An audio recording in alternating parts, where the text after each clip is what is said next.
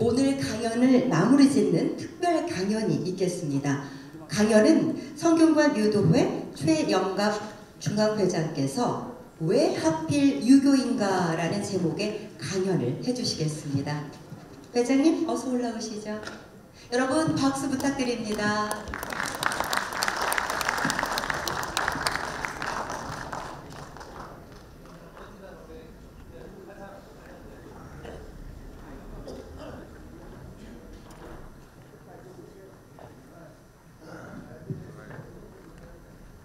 예, 아침에 가득 있던 분들이 지금 다 가셨네요. 예, 강의를 하려면 첫째 사람이 많아야죠. 예, 근데 어른들께서 바쁜 일이 많으신지. 자, 오늘 저도 목이 잠겼습니다. 벌써 우리가 이런 행사를 하다 보면 하루 종일 이렇게 잡으면 사실 우리 최영찬 회장님께서 처음이라 욕심이 많았던 것 같아요. 예. 그래서 저희는 전부 다 2시, 3시면 다 끝냅니다. 그러면 끝까지 자리를 앉아 계시더라고요. 자, 저는 아까 우리 강지원 변호사님께서 말씀하신 부분도 조금 여러분께 답변도 드리고, 그리고 우리가 이 시대에 왜 하필이면 우리가 유교를 주장하는가, 그 이야기를 조금 드리려고 합니다. 많은 분들이 다 앞에서 말씀하셨지만 지금 우리 나라의 경제 성장은 굉장히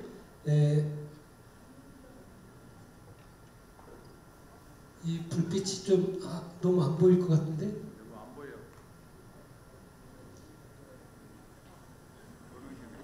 앞에 보여요? 네, 괜찮습니까? 예, 우리나라 아까 국가 위상은 많은 분들이 말씀하셨죠. 굉장히 잘 사는 그런 수준이 됐습니다. 그리고 다른 나라에 가봐도 많은 사람들이 우리나라에 대한 이미지가 굉장히 좋아졌던 건 사실인 것 같아요. 이게 아까 우리 변호사님 말씀하신 것처럼 K-드라마, K-팝, 요즘은 또 K-유교라는 단어도 사용을 합니다. 모든 게 코리아의 K를 앞에 달고 있어요. 자, 이렇게 우리가 좋은 국가 위상을 갖고 있는데, 자, 과연 우리는 행복할까를 스스로에게 질문을 해봅니다. 과연 우리가 행복한 세상에 살고 있는가? 그렇게 생각하십니까? 과연 행복할까요? 우리의 궁극적 목적은 전부 다 행복이라고 합니다. 근데 과연 우리가 행복한지는 장담을 하기가 어려울 것 같아요. 보십시오. 우리가 그동안 자녀들을 위해서 여기 계신 유림 지도자 여러분도 모든 걸 바쳐서 전부 다 자녀를 위해서 쏟았습니다. 돈이면 돈, 집이면 집, 학교면 학교, 모든 것 사업 자금까지 다 지원을 해주고 키워왔어요. 근데 결국 돌아온 건 뭡니까? 쓸쓸하고 외롭고 우울하고 그렇게 재미가 없다는 거예요. 그것 때문에 결국은 우리나라 노인 자살률이 가장 높게 나옵니다. 죽는다는 건 뭘까요?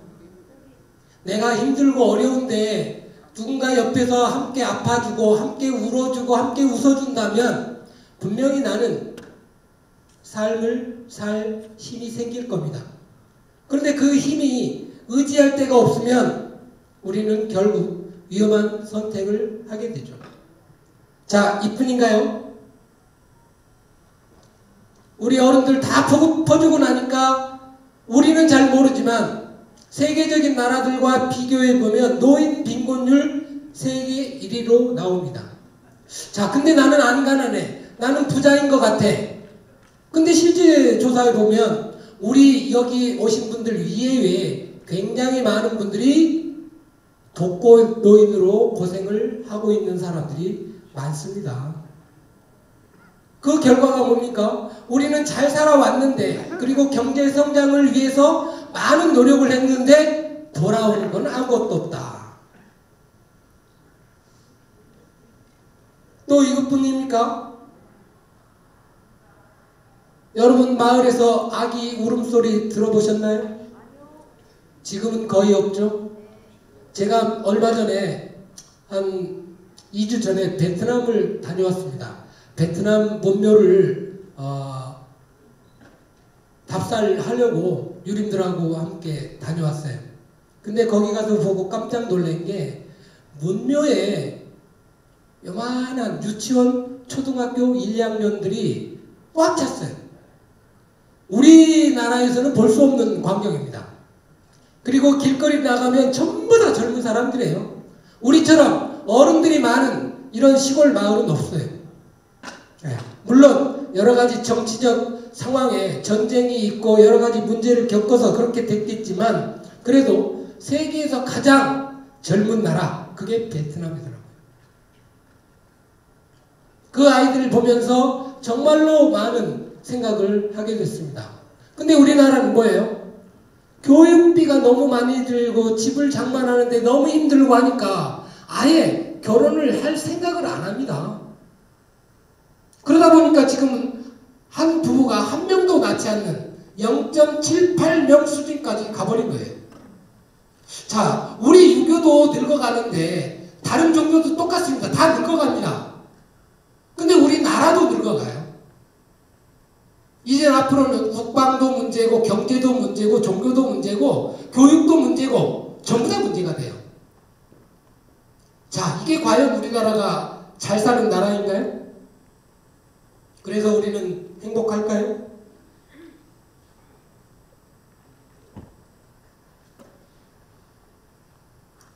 이 문제는 우리만의 문제는 아닌 것 같습니다. 국가적인 문제고 또 우리나라의 모든 문제가 걸린 가장 중요한 문제 같습니다. 행복하지 않으니까 자살하고 애도 안 낳고 이 모든 문제가 결국은 무엇 때문에 생겨난 걸까요? 이 모든 문제의 핵심은 돈이에요. 돈은 많으면 좋죠. 자, 과연 근데 이 돈이라고 하는 게 아까 우리 변호사님 말씀하신 것처럼 정의롭게 쓰고 있는가? 근데 우리는 그렇지 못했어요. 우리나라에 들어온 자본주의가 영국에서 미국으로, 미국에서 일본으로, 일본에서 우리나라로 이렇게 통해서 들어옵니다. 그동안에 우리나라는 자본주의의 좋은 점을 갖고 들어온 게 아니라 천박한 자본주의 문화만 들어온 거예요. 그러니까 남이야 죽든 살든 나만 잘 살면 된다, 나만 배부르면 된다라는 의식 속에서 살아왔던 겁니다. 그게 우리나라에 전반적으로 펼쳐진 돈의 문화입니다. 그러니까 뭐 공직자도 돈 문제, 일반 회사원도 돈 문제, 교사도 돈 문제, 공직자 요즘 7급, 9급 공무원들이 떠난다고 합니다. 왜? 월급이 너무 적으니까.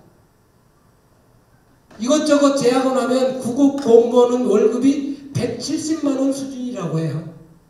그거 가지고 지금 우리가 서울에서 살 수 있습니까? 못 살아요. 그러니까 장가를 갈 수도, 시집을 가기도 싫은 겁니다. 서울의 아파트 한 채가 강남에 가면 기본 30억, 좋은 거는 80억, 100억까지 가요. 강북에 가야 그래도 한 7, 8억, 10억 가까이 됩니다. 자, 왜 이렇게 우리가 사는 집이 비쌀까? 우리는 모든 걸 투자해서 집 사는데 힘을 모았습니다. 근데 그 집 하나 갖기 위해서 살다 보니까 나머지는 생각을 못한 거죠. 그러니까 아이들한테도 모든 정성을 들여서 교육을 시키면서 공부 잘해라, 돈 많이 벌어라 이런 얘기만 해온 거예요. 그러니까 우리나라 전체가 돈 이런 공화국이에요. 돈 공화국. 제가 어느 날 학부형들하고 초등학생들하고 모여서 같이 강의를 하게 됐습니다. 그 아이들한테 물어봤어요. 초등학교 1학년부터 6학년까지 있었습니다. 너희들이 가장 중요하게 생각하는 단어를 하나 생각해봐라. 가장 중요한 단어가 너희들이 지금까지 살아온 짧은 삶이지만 그 삶에서 가장 중요한 단어가 뭔지 한번 얘기해보자 했더니 어떤 아이들은 뭐 부모님이요 가족이요 뭐 이런 얘기도 있었는데 초등학교 6학년짜리가 손을 번쩍 들더니 돈이요 이렇게 돈이요. 자, 우리는 우리 부모님들이 아이들을 키울 때 조금 더 건강하고 조금 더 착하고 남을 위해 배려하는 그리고 부모에게 효도하고 노인을 공경하는 그런 문화 속에서 성장을 시켜왔습니다. 근데 지금은 그게 다 사라진 거예요. 그저 돈을 많이 벌면 좋겠다. 어젠가 그저께 TV에서 여론조사한 걸 봤어요. 직장을 선택하는데 어떤 기준에서 선택하는가? 우리는 보통 같으면 직장이라고 하는 것은 뭐예요? 내 꿈을 실현하는 그런 장소로 생각하는 경향이 좀 많았습니다. 근데 최근에 들어서 돈 많이 주는 직장으로 1위가 바뀌었어요. 근데 갈수록 우리는 그 상황으로 가는 겁니다. 우리가 말하지 않아도 젊은 사람들도 전부 다 그걸 아는 거예요. 왜? 그게 없이는 대한민국에서 행복하게 살 수 없다는 그런 생각 때문에 그렇습니다. 자, 이게 과연 우리 아이들 탓일까요? 우리나라 국가 청렴도 조사 결과입니다. 국가가 얼마나 깨끗한가라고 하는 거예요. 우리는 세계 10위의 그런 나라지만 실제 가장 중요한 것은 국가의 깨끗함. 우리 어른들이 말하는 청백리 같은 그런 사람들이 얼마나 있을까 봤더니 100점 만점에 우리나라 점수는 62점, 63점이에요. 최근에 들어서 겨우 1점 올랐어요. 180여 개국 중에서 31위. 자, 우리가 학교 다닐 때 공부 잘하는 친구들은 100점 만점 중에 얼마나 받죠? 성적을? 평균 95점, 90점 이렇게 받죠. 그 아이들이 반에서 5등 안에 드는 친구들이에요. 그리고 꼴등에 가까운 친구들은 점수가 몇 점이에요? 50점, 60점대예요, 평균이. 자, 그 점수에 비교해 본다면 우리나라는 국가 청렴도가 완전히 하위 수준이에요. 그러니까 이웃나라 일본이나 홍콩, 싱가포르 같은 나라들 점수를 보십시오. 83점, 73점, 76점 이래요. 그리고 깨끗하다고 하는 나라 북유럽 국가에 가면 90점, 87점 이래요. 그러니까 우리나라는 아직도 멀었다. 네. 아까 우리 김영란법에 의해서 좋아진 점은 있습니다. 그러나 그것 가지고는 되지 않는다라고 하는 겁니다. 자, 이 국가 청렴도에서 가장 문제가 되는 것은 뭘까요?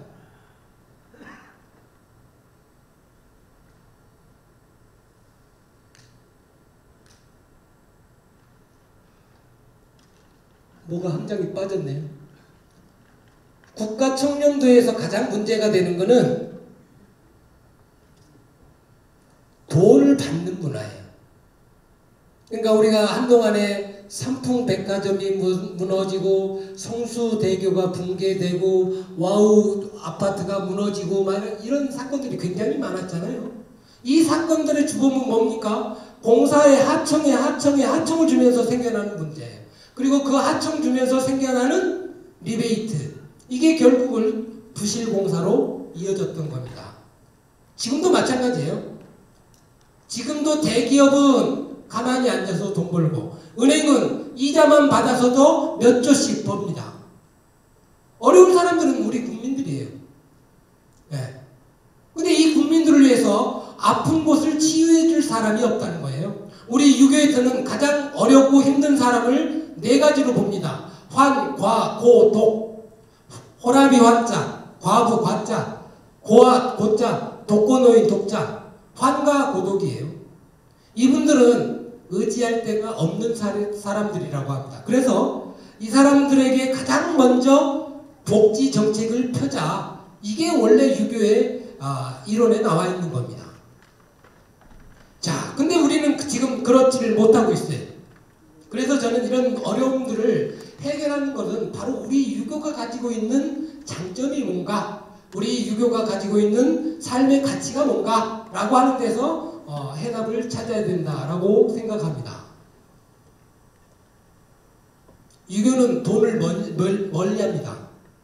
돈을 벌지 말라는 게 아니라 돈을 가까이 하지 말라는 거예요. 돈은 정상적으로 벌어야죠. 그래야 먹고 살죠. 근데 돈을 벌다 보면 수단과 방법을 가리지 않고 간다라고 하는 게 문제예요. 자, 우리 어른들이 항상 그러시죠. 우리가 서울을 간다. 어른들 서울을 간다고 할 때 어떤 격언을 사용하십니까? 뭐로 가도 뭐예요? 서울만 가면 된다. 뭐로 가는 게 뭐예요? 똑바로 안 가는 거죠? 자, 길을 따라서, 올바른 길을 따라서 서울을 가는 게 정상적인 사람들의 모습입니다. 그게 바른 거고요. 근데 이건 뭐예요? 수단과 방법을 가리지 말고 가라는 뜻이에요. 네. 자, 수단과 방법을 가리지 말라고 하다 보니까 너도 나도 할 것 없이 전부 다 돈에만 초점을 맞추게 됩니다. 근데 우리 공자께서는 이런 말씀하세요. 군자는 유어이 하고 소인은 유어리 한다. 군자는 의에 밝고 소인은 이익에 밝다. 자, 의에 밝은 사람들은 굶어 죽기 딱 좋아요. 근데 소인들은 이익에 밝으니까 잘 먹고 잘 살합니다. 근데 문제는 여기서 우리 군자가 의에 밝은 게 이익을 멀리하는 뜻이 아니라 공적인 이익을 밝혀라 이 말이에요. 그러니까 나만 혼자 잘 사는 게 아니라 모두 잘 사는 이익, 그게 의예요. 예. 우리 유교에서는 욕망을 없애라는 표현은 잘 쓰지는 않습니다. 욕망은 누구나 있습니다. 근데 이 욕망이 개인적인, 사적인 욕망으로 가지 않도록 조절을 하라 이런 뜻입니다. 자한편에서는 이렇게 돼 있죠. 자한은 이여 명여 인이라. 이거는 두 가지 해석이 가능합니다. 공자께서는 이익을 드물게 말씀하셨다. 그리고 여명 여인, 명과 천명과 인에 대해서는 허락하셨다. 이렇게 말씀하기도 하고요. 해석도 가능하고요. 두 번째는 공자께서는 이와 명과 인 세 가지를 드물게 말씀하셨다라고도 해석합니다. 자, 이 두 가지 문장에서 우리 유교인들은 이익을 취하되 공적 이익을 취하라 라는 뜻입니다. 자, 최근에 우리 유교 집단인 지방의 향교, 우리 유교는 돈이 없죠. 근데 지방에 향교 가면 돈이 좀 많이 있는 데가 있어요. 근데 이 돈이 많은 지역에는 서로 종교를 하려고 싸움질을 합니다. 돈이 없는 향교는 서로 종교를 안 하겠다고 도망가요. 이게 유교입니까? 이게 향교인가요? 저는 차라리 이런 향교면은 차라리 없는 게 낫다고 봐요. 네. 근데 정교나 회장이 된 사람들이 자기 이익을 채우려고 우리 지역의 유린들 전체를 욕먹이는 그런 현상이 생겨나고 있습니다. 근데 그게 최근 들어서 부쩍 늘어났어요. 우리 전라북도에도 있습니다. 네. 부산, 울산, 경남 다 있습니다. 예전에는 겨우 눈 씻고 찾아봐야 한 군데 두 군데였어요. 지금은 제가 보니까 손가락으로 세보니까 10군데 돼요. 10군데. 이게 유교입니까? 예. 이렇게 살다가 어떻게 우리가 지역 사람들에게 존경을 받고 정말 유림이라고 하는 그런 명분을 내세울 수 있겠습니까? 저는 없다고 봅니다. 예. 우리가 정말로 다른 사람에게 모범을 선보이려면 정말로 깨끗한, 정말로 지도자다운, 정말로 어른다운 이런 모습을 보일 때 우리는 정말로 지역에서 어른으로 대접을 받을 겁니다. 아까 우리 강지원 변호사께서 인과 인의에 대해서 말씀드렸죠. 그거는 강지원 변호사의 개인적인 소견으로 생각을 해주시고요. 제가 지금부터 말씀드리는 거는 유교 본래의 의미를 말씀드리는 거예요. 유교에는 인의해지, 인의해지신 이렇게 돼 있죠. 아까 강 변호사님께서 인의해지가 사단이라고 썼는데 그건 사단이 아니고 사덕이라고 해요. 그리고 인의해지 신까지 가면 오상이라고 해요. 이건 하나의 열매입니다. 열매. 그 열매를 맺기 위한 단초가 사단이에요. 그러니까 씨앗이죠. 씨앗. 네. 이 씨앗을 잘 뿌려서 잘 가꾸면 꽃이 피고 열매가 돼요. 그 열매가 사덕이라고 하는 겁니다. 그 열매가 네 가지 인의해지로 나누어졌지만 이 네 가지에서 총괄할 수 있는 게 바로 인이에요. 그리고 각자의 또 인의해지가 있고. 그러니까 우리 변호사님은 그걸 잘 이해를 못한 것 같고, 주역에서 보면 원형 이정 나오죠. 그 총괄할 수 있는 게 바로 원이라고 하는 거예요. 으뜸 원자. 예. 자, 맹자청문회에 보면 이런 말이 나와요. 하필날 리있고 또한 인의가 있을 뿐입니다. 자, 공자에서 인에 방점을 뒀다면 맹자께서는 인의에 방점을 둡니다. 이게 시대적 차이인 거예요. 공자께서 계실 때는 그나마 인이라고 하는 덕목으로만 승부를 해도 가능했습니다. 근데 전국시대로 넘어오면서 전쟁이 너무 심하게 일어나니까 의로운 전쟁은 없다라고 하는 말이 있을 정도로 세상이 온통 전부 다 전쟁터가 된 거예요. 그러다 보니까 의를 강조할 수밖에 없고, 그래서 맹자에는 인과 의가 함께 같이 나오는 그런 상황이 된 겁니다. 자, 이 말의 전체적인 맥락은 이렇습니다. 맹자 양회왕장 제일 첫머리에 맹자가 양회왕을 만났어요. 그랬더니 왕이 하는 말이, 노인께서는 천리를 멀다 하고 이렇게 오셨는데 장차 무엇으로 우리나라를 이롭게 하시겠습니까? 라고 물어봐요. 여기서 이로이자가 나오는 거예요. 무엇을 가지고 우리나라를 이롭게 하시겠습니까? 그러니까 맹자가 턱 하니 듣고, 아니 감히 어찌 이 일을 말씀하십니까? 인의가 있는데. 완전히 여기서 이제 반전이 일어나는 거죠. 이익을 정면으로 반박하는 건 바로 인의라고 하는 개념이다 라고 하는 말입니다. 그러면서 쭉 얘기합니다. 네. 왕께서 이익을 중시하면 왕 밑에 있는 관리들 다 이익을 또 중시하고, 그 밑으로 가면 사나 선비들 그리고 일반 백성까지 전부 다 위아래에서 쭉 내려가면서 이익을 중시하게 될 거다. 그렇게 되면 상하 교동리, 상하가 위아래가 이익을 가지고 다투게 된다. 자, 이게 2500년 전의 맹자의 말씀이에요. 지금 상황과 크게 다를까요? 다르지 않습니다. 예. 국가의 공무원은 물론 회사의 일반 직원까지, 그리고 가정에서 살림을 하는 일반 사람들까지 어떻게 하면 세금을 탈루할까? 어떻게 하면 집을 비싸게 팔까? 수없는 머리를 굴려가면서 사는 게 지금의 대한민국이에요. 여러분들도 예외는 아니라고 봅니다. 유림이라고 해서 조금 더 나을 것 같죠? 근데 제가 보기에는 우리 유림 어른들도 그런 세월을 살아오신 분들이 대부분입니다. 그렇지만 지금 내가 있는 자리, 여러분이 계신 자리에서 우리는 적어도 이익을 말하지 말자. 만약에 이익을 말한다면 우리 유교를 위해서, 공적으로 향교를 위해서, 유도회를 위해서, 성경관을 위해서 어떻게 이익을 만들어 갈까? 이 생각을 하시는 게 옳죠. 자, 제가 유교 철학을 전공하고 오랫동안 성균관의 유도회에 근무하면서 지금까지 왔습니다. 우리 유림들이 성금을 낼 수 있는 모금을 할 수 있는 기회가 몇 번 있었어요. 크게 두 가지입니다. 하나는 천안의 연수원을 짓기 위해서 모금을 시작했습니다. 얼마나 모였을까요?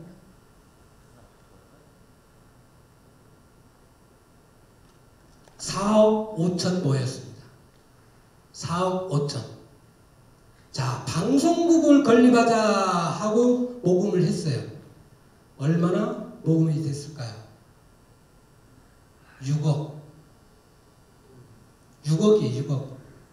그러니까 우리 유림들이 아무리 잘한다고 해봤자 모이지가 않아. 힘이 안 돼. 자, 중앙에서 성균관장님이 딱 한 말씀 하면 지방에 쫙 들어가야 돼. 아무도 안 들어가. 네.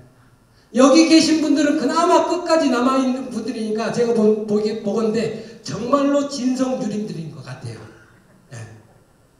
나머지는요, 관장의 말이건 회장의 말이건 들어가진 않아요. 이게 무슨 조직입니까? 열심히 하는 분들만 하고 안 하는 사람은 그냥 한 귀로 듣고 한 귀로 흘려버려요. 그러니까 중앙에서는 답답해 미칩니다. 자, 최근에 저희가 공자 탄신일 기념일로 만들자 해가지고 전국에 다 공문을 뿌렸어요. 전부 다 서명해서 올려보내라. 자, 우리가 뭐 1000만 서명을 하고 있습니까? 100만 서명을 하고 있습니까? 그거 아닙니다. 서울에 가서 무슨 서명운동 하는데 가보십시오. 끄떡하면 100만 서명이에요. 100만 서명. 근데 우리는 겨우 10만 서명을 해서 모아서 행안부 내고 그걸로 기념일을 만들어 보자 라고 했는데 과연 얼마나 왔을까? 이 중에서는 500명, 1000명 해서 올린 데도 있습니다. 근데 대부분 안 해요. 그리고 나서 무슨 공자를 말합니까? 그리고 나서 무슨 유교로 부흥을 하자? 말합니까? 아무것도 없어요. 그러니까 이게 답답한 겁니다. 저희는 중앙에서 백날 노력해봤자 지방에까지 가진 않아요. 이게 지금 유교의 현실이라는 겁니다. 제가 여러분들한테 드릴 말씀은 아니지만 우리 여러분 지도자 여러분들께서 알고 계셔야 지방에 가서도 한 번이라도 더 모임을 갖고 행사를 하고 할 텐데 이것들이 끈끈하게 이어질 수 있는 그런 맥락이 좀 없는 거예요. 서명운동 지금 얼마나 됐을 것 같아요? 자, 제가 아까 성금 얘기를 했잖아요. 불교에서 최근에 성금을 모금을 시작했어요. 무슨 청년 조직인가 이걸 활성화 시킨다는 모금을 시작했어요. 모금액의 2배가 훨씬 넘게 모였어요. 근데 그 액수가 얼마? 150억이에요. 네. 우리는 그 10분의 1, 15억도 못 모은 거야. 그리고 우리는 유교와 불교가 전통문화다 주장을 하죠. 좋습니다. 근데 그만한 가치는 못하고 있는 거예요. 네. 이익을 멀리 해라. 다만 개인적 이익은 멀리하고 공적 이익을 모아달라는 겁니다. 우리가 함께 살 수 있는 공적 이익, 이게 맹자의 주장이에요. 이익을 아예 버려라 이 말씀이 아니에요. 예. 그 시대에는 도덕이 땅에 떨어졌으니까 그 시대마저 이익을 말하면 안 된다 이겁니다. 저는 바로 지금 우리가 그런 상황에 처해 있다라고 하는 거예요. 모든 국민이 돈 할 때 적어도 돈이 아닌 도덕을 이야기할 수 있는 집단, 그게 바로 우리다라고 하는 겁니다. 그래서 우리 안에서도 이런 불쌍한 문제가 생겨나는 데에 대해서 많은 불안감이 지금 있습니다. 우리 유교는 이 두 가지 의미를 갖고 있다고 여러분들이 말씀하셨지만 변화의 원리를 잊어먹는다라고 하는 거예요. 자, 아까 우리 강지원 변호사께서 유학을 몰라요.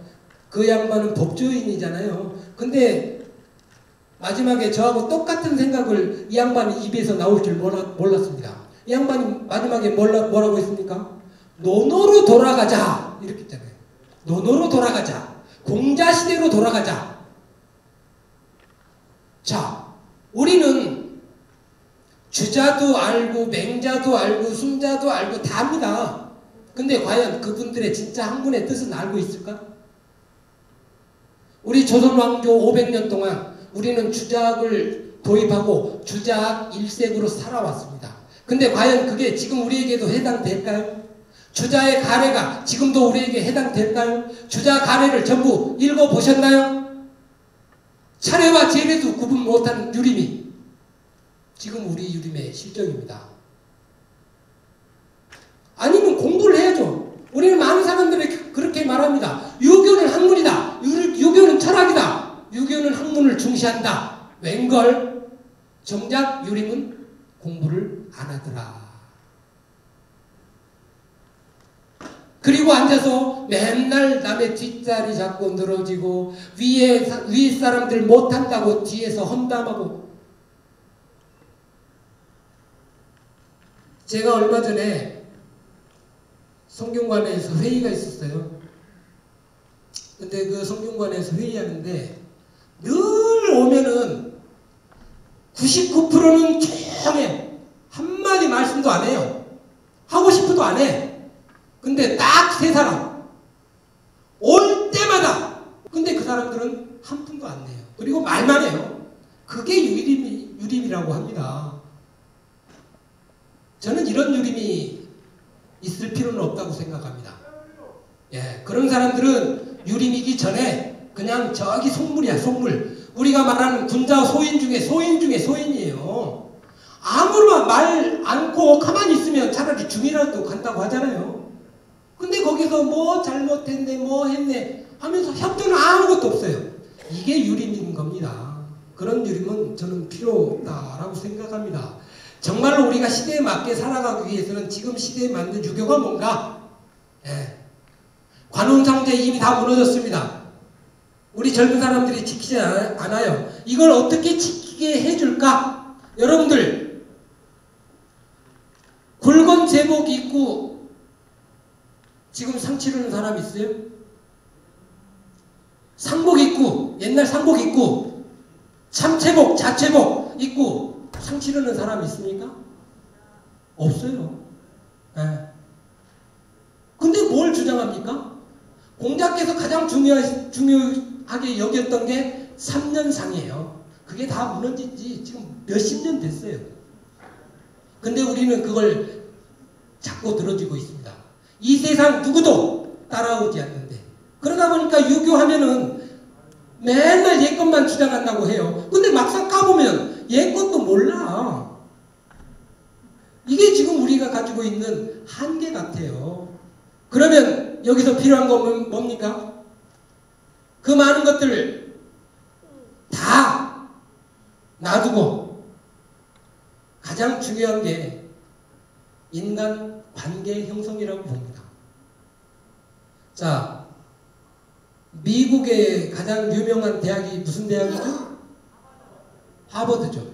자, 이 하버드 출신들을 세계에서 머리가 제일 좋은 사람들 아닙니까? 이 사람들을 746명을 추적을 했어요.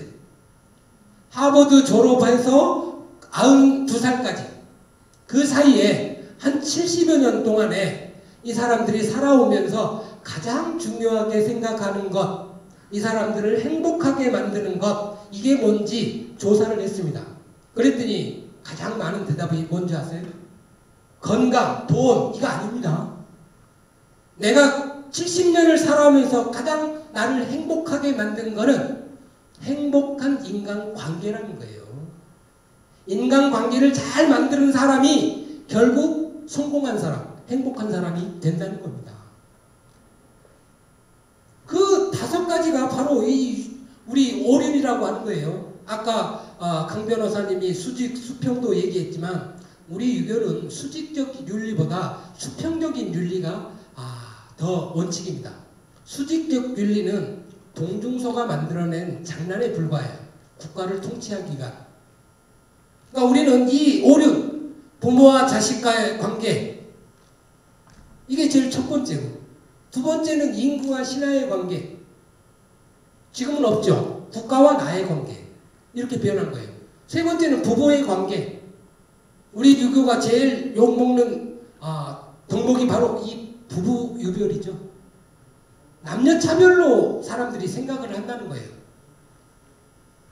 자, 옛날에 농경사회에서는 남성이 힘을 가지고 있으니까 힘든 농기구를 다루거나 전쟁을 하거나 전부 다 남성이 하죠. 여성이 합니까? 여성은 집에서 밥하고 빨래하고 애들 키우고 집안 살림하는 게 여성의 일이에요. 이거는 어쩔 수 없는 농경 문화의 특징입니다. 이걸 가지고 남녀 차별이라고 할 수 없죠. 자, 설령 그렇다고 칩시다. 자, 중세 유럽, 서양 문화는 어땠을까요? 고대 아리스토텔레스 같은 경우부터 시작해서 중세 유럽 문화까지 보십시오. 여성은요, 남자의 발가락에 때도 취급을 안 했습니다. 엄청난 남녀 차별이에요. 근데 지금 남녀 차별을 중세 유럽에서 찾는 사람 있습니까? 없습니다. 근데 왜 우리 그걸 전부 다 유교 탓이라고 합니까? 그리고 유교에서도 제사에 보면 전부 남성 중심이래. 그거는요, 하나만 알고 둘은 모르는 거야. 아니, 그러면 공부를 해든가, 주자가래를 보든가, 보지도 않아요. 제사 때 희생양을 쓰죠. 소, 돼지, 양 같은 경우, 이런 큰 동물을 잡잖아요. 그 동물을 잡아야 제사상에 올립니다. 이거 잡는 거 누가 합니까? 전부 다 남성이에요. 네. 그리고 작은 반찬, 이건 여성들이 합니다. 그러니까 남녀가 같이 하는 거예요. 근데 그거 사실도 모르고 앉아서 그냥 남녀 불평등이라고 하면 전부 다 우리가 뒤집어 썼어요. 네. 알려는 대응을 했을 겁니다. 근데 그 알미 우리에게는 부족했다는 거죠. 그리고 장유유서, 많은 사람들이 나이가 장땡이라 그래요. 맞습니다. 나이는 중요하죠. 지금 어른들께서 어렸을 때 한번 생각해 보십시오. 어른들께서 어렸을 때는 전부 다 지방에 가면 시골 마을에 가면 애들이 많았잖아요. 그리고 어른이 적어요. 그러니까 마을에 딱 나가면 60만 넘으면 아이들이 전부 다 인사를 했습니다. 근데 지금은 어때요? 나가보십시오. 인사할 만한 애들이 있나? 아무도 없습니다. 아무도 없어요. 이런 형편에서 지금 우리가 남녀, 상하, 장유 따질 수 있어요? 없습니다. 자, 맹자에는 세 가지가 나옵니다. 사람이 존중받는 세 가지 경우가 있다. 첫 번째, 조정에서는 막여자기라. 조정에서는 벼슬보다 중요한 게 없어요. 그러니까 이 어떤 조직, 국가 공조직이든 우리 같은 유림 조직이든 이 조직에서는 나이에 상관없이 자기가 높은 게 가장 대접받을 존재예요. 두 번째, 향당에는 막여치라. 시골 마을에서는 연세가 가장 중요해. 그러니까 우리는 성균관이라고 하는 조직은 시골 총구석이 아닙니다. 그러니까 이제 나이를 따지면 안 돼요. 그리고 세 번째, 이게 제일 중요합니다. 조정의 자기도 시골 마을의 나이도 아닌 보세 장민의 막여덕이라고 했어요. 예. 세상을 위해서 돕고 백성을 성장시키는 그 경우에는 덕보다 더 중요한 게 없다라고 했습니다. 이게 장유의 원칙이에요. 나이 많다고 무조건 존경하는 게 아니라 나이 많아도 못된 어른이라면 존경받을 수 없다는 겁니다. 나이가 적어도 점잖고 학식이 많고 덕망이 있다면 높여야죠. 자, 제가 아마 우리 유림 임원 중에서 제일 젊을 거예요. 저보다 젊은 분 계셔요, 여기? 저보다 젊은 분. 지금 여기 아무도 안 계신 것 같네요. 제가 회장이 되고 나니까 딱 두 부류가 딱 눈에 보여요. 예. 나이에 상관없이 조금 전에 말씀드린 것처럼 나이에 상관없이 회장 대접을 하는 분들이 계시고 나이로 누르려고 하는 못된 주림도 계시고 이 두 부류가 딱 눈에 보여요. 그 두 부류 중에 제가 누구를 존경하겠습니까? 나이에 상관없이 회장 대접을 하는 분만 제가 열심히 모십니다. 나머지는 거들떠도 안 봐요, 저는. 예. 왜? 아쉬운 거는 당신들이지 내가 아니에요.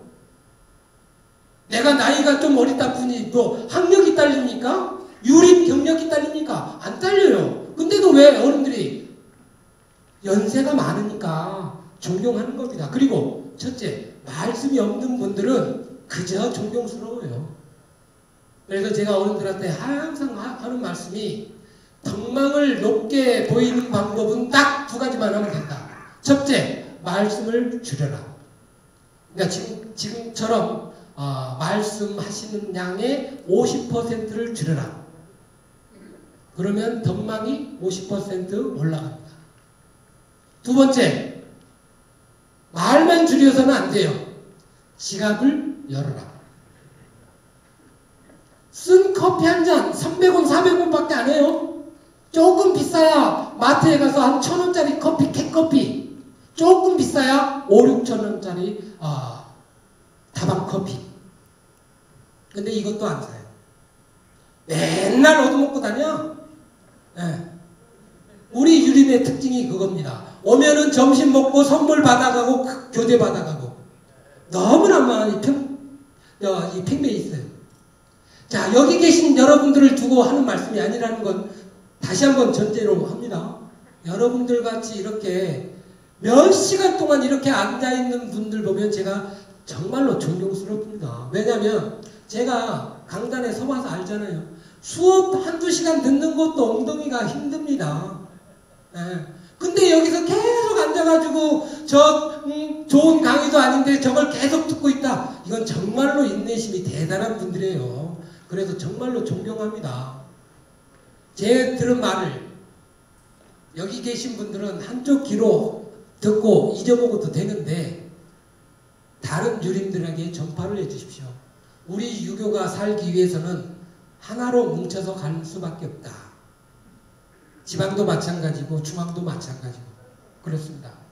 그래서 우리가 많은 사람들이 행복하게 느끼는 유교를 만들기 위해서는 관계를 얼마나 잘 만들어 갈까? 이거는 하버드 대생 애들의 이 추적 결과만이 아니라 제가 살아보니까 짧게 살아봤지만 여기 계신 모든 분들은 저보다 더 잘 알 겁니다. 많은 사람과의 관계가 행복을 좌우한다. 자, 오늘 아침에 집에서 나오는데 마누라가 뭐 그렇게 새벽까지 어딜 가요? 잠도 못 자게 막 샤워하고 이러면 짜증나죠? 왜? 나는 볼일 보러 가는데. 근데 새벽에 제가 일어나서 샤워하는데 마누라가 깨가지고 오늘 또 어디 가세요? 운전 조심하고요. 밥 잘 챙겨 먹고요. 그럼 어때요? 기분이 쫙 나요. 이게 집에서의 작은 관계부터 시작합니다. 나가면 어른과의 관계, 후배의 관계, 모르는 젊은 사람들과의 관계, 이 수많은 관계가 나를 행복하게 만들기도 하고 불행하게 만들기도 한다는 겁니다. 자, 여기서 한 가지 팁. 제가 한 10년 전에 YTN TV에 나가서 인터뷰를 했습니다. 그 아나운서가 저에게 한 말이 있어요. 제 책을 소개하는 그 코너였는데 제 책을 보면 굉장히 이제 타이트하게 사는 그런 모습이 나왔나 봐요. 그걸 보고 선생님은 어떻게 이렇게 삽니까? 하더라고요. 그게 무슨 얘기냐면 남들은 그냥 대충 살아도 되는데 왜 선생님은 맨날 이렇게 힘들게 삽니까? 이거예요. 그래서 제가 그랬습니다. 제가 힘들게 살아야 남들이 편해집니다. 그러니까 제가 남들이 해도 될 일을 제가 먼저 해버려야 남들이 일을 덜 하죠. 내가 힘든 걸 먼저 해야 남들이 안 하죠. 그리고 지하철, 버스 이런 데도 마찬가지입니다. 내가 가방을 메고 있다가 젊은 사람들을 등치에 큰 백을 가방을 메고 다녀요. 이 가방을 내가 생각 없이 확 내 몸을 한 바퀴 돌면 이 가방에 끈에 못에 걸려가지고 전부 다 여성들의 올이 나가거나 옷이 찢어져요. 근데 생각 있는 젊은 사람들은 이 가방을 딱 앞으로 돌려요. 얼마나 생각이 있는 사람들인가요? 예. 가끔 가다 기차를 타고 지방을 갑니다. 지방에 갔는데 옆에서 계속 이야기하는 사람이 있어요. 그것도 큰 목소리로. 그건 아주 연세 높은 할아버지 아니거나 중년의 노인이 아니거나 젊은 애가 아니거나 구별이 없다는 겁니다. 젊은 놈이나 여자나 중년의 남녀나 노인의 남녀나 할 것 없더라 이 말이에요. 적어도 우리 유림들은 아닐 거라고 봅니다. 그때마다 신경이 쓰입니다. 아우 이걸 한마디 할까 말까 아우 자꾸 고개가 뒤로 돌아갑니다. 이게 사람들을 불편하게 만드는 거예요. 그러니까 내가 참고 내가 인내하면 남들이 행복해져요. 그래서 현대인들에게 많은 사람들이 그렇게 말합니다. 릴렉스 이완시키라는 거. 늦춰라. 편안하게 마음을 더 놓고. 그런데 저는 그 반대로 얘기합니다. 긴장해라. 내가 긴장해야 남들이 행복해져요. 그게 저는 극기복례라고 생각합니다. 내 사욕을 이겨내는 것, 내가 힘들고 어려운 건 이겨내는 것, 이걸 내가 먼저 해야 내 주변이 행복해져요. 그게 공자께서 말씀하신 바로 인양가라고 생각합니다. 우리 유교의 목표는 숙이 아닌 또는 숙이친이라고 합니다. 자, 치는 과연 우리가 얼마나 잘하고 있나요? 치. 남을 다스린다? 아닌 남을 편안하게 한다? 과연 많은 유림들이 나로 인해서 많은 일반 사람들이 나로 인해서 행복해지고 편안함을 느낄까요? 혹시 내가 편안함보다 불편함, 좋은 것보다 나쁜 생각 이런 것들을 갖게 만들지는 않았나요? 근데 우리 향교에는 우리 유도에는 왜 많은 인구가 증가되지 않을까요? 왜 늘어나지 않을까요? 계속 줄어갈까요? 뭔가 문제가 있는 거 아닐까? 우리에게, 내 자신에게. 그래서 그 해답은 숙이 하나만 하자. 시인이나 안이는 꿈도 꾸지 말고 수신 하나만 하자. 이게 제 주장입니다. 숙이만 하자. 그러니까 내가 누구보다 도덕적이고 깨끗하고 좀 모범적이고 점잖고 어디 가서 말 좀 줄이고 험악한 소리 안 하고 이익 챙기지 않고 많은 걸 베풀고 하는 그것만 하자. 이게 물론 어렵죠. 물론 어렵습니다. 그러나 이것도 안 되는데 무슨 인성교육이고 무슨 사회교육이고 뭘 합니까? 남들이 콧방 구겨요. 그러니까 생각하지 말고 우리 유림들은 나부터 내 안에 문제가 혹시 없나? 내가 남을 가르칠 만한 실력이 못 되나? 내가 혹시 잘못한 게 없나? 이런 것부터 스스로 돌아보는 수기가 있어야만 그 다음에 안이는 안 해도 저절로 돌아옵니다. 공자가 원했던 세상은 바로 그런 세상이에요. 내가 혼자 겸손하게 되면 이 세상은 저절로 겸손으로 돌아온다 라고 하는 게 바로 공자의 생각인 것 같습니다. 이거는 고등학교 교과서에 나온 이야기를 옮겨놓은 겁니다. 고등학교 교과서에 현대사회의 바람직한 가치관하고 이 덕목이 떠 있어요. 그걸 찾아보니까 이렇게 되어 있습니다. 인간의 가치와 존엄성 존중. 두 번째가 공동생활을 위한 참여의식. 세 번째 양보와 타협. 네 번째 법치사회. 다섯 번째 상호신뢰. 이게 고등학교 교과서에 나온 얘기예요. 이게 현대사회에서 가장 바람직한 인간관이라 가치관이다. 이거 다 보니까 무슨 생각 안 나세요? 아 그렇죠. 이게 바로 우리 유림들이 다 아는 요 5가지가 인의해지 신하고 딱 맞아요. 그러니까 말만 우리 유교의 덕목을 채용을 안 했지 실제 이거를 풀어놓으면 우리 유교인이 가야 할 오상이라고 하는 이 덕목과 딱 일치한다라고 하는 겁니다. 그러니까 아무리 시대가 변하고 아무리 세월이 변하고 아무리 인간이 변해도 우리에게는 영원히 공자의 덕목이나 가치관 이런 것들은 영원히 유효하다라는 생각을 갖습니다. 그렇기 때문에 우리 유림 여러분들께서는 실망하지 마시고 이 5가지 덕목이면 이 사회를 바꿀 수 있다라고 하는 생각을 가지십시오. 자, 이제 서서히 마무리를 할까 합니다. 자, 아까 우리 강지연 변호사께서 휴대폰 들고 말씀하신 적 있죠?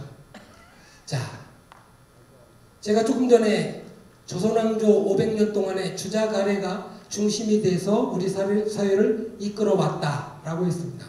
그 시대에는 그게 하나의 표준입니다.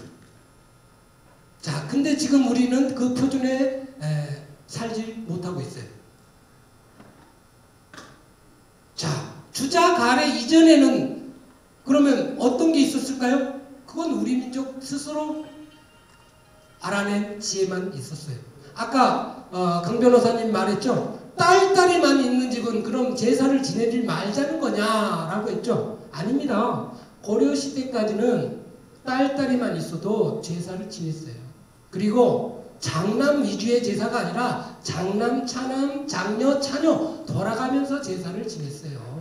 이게 외손봉사, 윤회봉사라고 하는 말로 남아있습니다.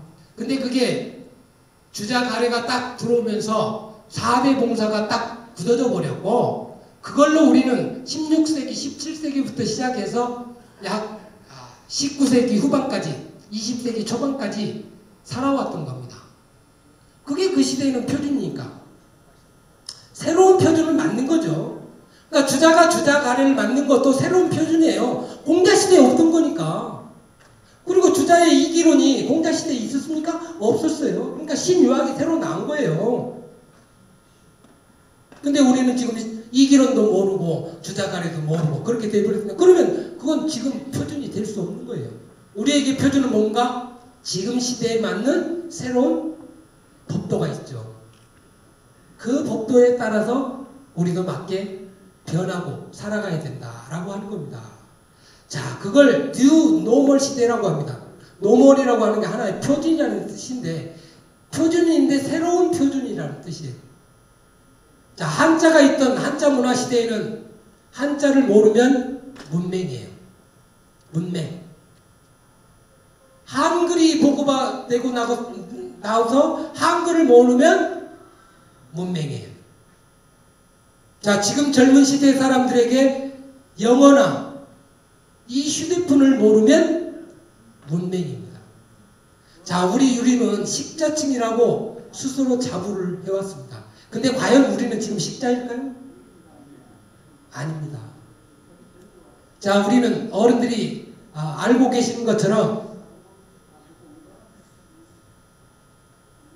이 휴대폰 하나로 모든 걸 할 수 있는 세상이라고 하는 걸 알지만 우리는 안 배우고 있잖아요. 네. 자, 이 휴대폰 다 가지고 계실 겁니다. 이 중에 전교님이나 회장님 그리고 성균관 임원, 상임위원 이런 분들은 성균관에 와서 회의를 해보셨을 겁니다. 회의를 딱 끝내고 밖에 나가면 지하철 타는 사람, 버스 타는 사람, 택시 타는 사람이 있어요. 누가 제일 빠를까요? 지하철이 제일 빨라요. 그 다음 버스. 제일 늦는 사람이 택시 타는 사람. 왜? 택시가 없어요. 그만큼 택시가 다 사라진 거예요. 아닙니다. 사라진 게 아니라 요즘은 택시를 이걸로 다 불러요. 그러니까 내가 지나가다가 택시가 빈 택시 있으니까 손짓 딱 막 해봤자 빙 하고 가버려요. 왜? 남들이 예약한 거니까요. 근데도 그걸 모르고 우리 어른들은 거기서 가지고 계속 손짓합니다. 잡히나요? 안 잡혀요. 그러니까 우리 직원들 내보내가지고 빨리 저 어른 택시 잡아서 보내드리라고 그렇게 가시는 겁니다. 자, 이게 단순한 택시만 그럴까요? 식당에 가서 커피 마실 때, 은행에 가서 돈 입금하고 찾을 때, 해외여행 예약할 때, 병원 예약할 때 모든 게 이 안에서 이루어집니다. 근데 어른들은 이걸 안 배우려고 그래. 몰라도 돼요. 옆에 있는 사람이 잘한다면. 근데 우리 어른들께서 이걸 하나라도 더 배우는 게 지금 시대에 맞게 사는 거예요. 그래야 젊은 사람들하고 대화도 하고 이야기도 합니다. 이 안에서 애들은 TV 보고 음악 듣고 만화 보고 다 합니다. 왜 젊은 사람들이 지하철이나 버스 타면 다 이러고 있잖아요. 노인들 안 보려고 옛날에는 그랬습니다. 지금은 아니에요. 여기에 푹 빠져 사는 거예요. 자, 지금 시대에는 이 새로운 시대는 아까 AI도 나오고 인공지능도 나오고 다 나왔지만 저희도 사실 적응하기가 쉽지 않습니다. 젊은 저희도. 그래서 어른들한테 조금 더 지혜롭게 살려면 이걸 조금씩 익히고 배워라. 그래야 내가 좀 고생을 덜 한다 라고 하는 겁니다. 그리고 또 내가 이걸 알아야 젊은 사람들하고 소통이 되고 내 손자, 손녀와 이야기가 가능해집니다. 자,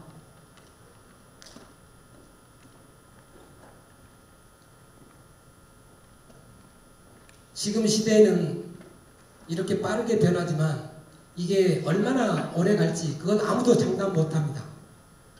또다시 우리가 패션이 항상 돌고 돌잖아요. 복고로 다시 돌아오고 복고로 다시 돌아오고 그럽니다. 그러나 문명은 제가 보기엔 다시 돌아온 법은 없어요. 네. 문화는 모르겠습니다. 근데 문명은 다시 돌아오질 않아요. 계속 갑니다. 이 속에서 나만, 우리 유림만, 어른들만 외톨이가 되지 말자. 우리도 함께 이 지역사회를 이끌어 나가는 한 일원으로 그리고 젊은 사람들과 소통할 수 있는 하나의 무기를 갖자. 옛날처럼 천자문 외우고 사작소학 외우고 그것도 하나의 방법이에요. 근데 그걸 좀 다른 방법으로 하십시오. 네. 천자문을 읽어도 가만히 앉아서 하늘 쳤다지 하지 마시고 이걸 뭐 즐겁게 율동을 하거나 노래를 만들어 보십시오. 지금 이 일부 유치원에서는 하고 있습니다. 그리고 애들이 좋아하는 만화로 설명을 하거나 다양한 방법을 연극으로 꾸며서 하거나 여러 가지 방법이 있어요. 네. 그래서 우리 유림들이 정말로 뼛속까지 완전히 변해야 우리 유교에 조그만 희망이 있다. 저는 그렇게 생각합니다. 오늘 우리 여기 계신 유림 지도자 여러분께서는 아마 전부 다 하고 계실 것 같아요. 조금이나마 열심히 하는 분들만 남아 계신 것 같습니다. 안 됐지만 오늘 일찍 하신 분들은 조금 더 공부를 하도록 그렇게 독려를 해주시기 바랍니다. 아무튼 여러분 이 제1회 우리 전라북도 유림대회가 이번을 기회로 여러가지 새로운 것들도 알게 됐고 한꺼번에 500명이 딱 모였다가 지금 다 가버리고 100명 정도 앉아 계세요. 예, 5분의 4가 갔다는 겁니다. 그것도 우리 유림들의 특징이에요. 야, 오늘은 뭐 전주 왔으니까 어디 좀 들렸다 가고 한옥마을로 뭐 들렸다 가고 관광도 좀 하자 이런 말씀들이 많은 것 같아요. 그러나 공부할 때는 공부하고 놀 때는 신나게 놀고 이게 저는 맞는 답이라고 생각합니다. 아무튼 여러분들 전북 유림 대회가 앞으로는 좀 더 성황리 이루어질 수 있도록 협조를 해주시고 우리 최영찬 회장님 많이 좀 적극 도와주시기 바랍니다. 그리고 지금 많은 분들이 가셔서 좀 쓸쓸하지만 우리 송경 관장님께서 오셨으니까 제 강의는 여기서 마치고 우리 최종수 관장님을 모시겠습니다. 감사합니다.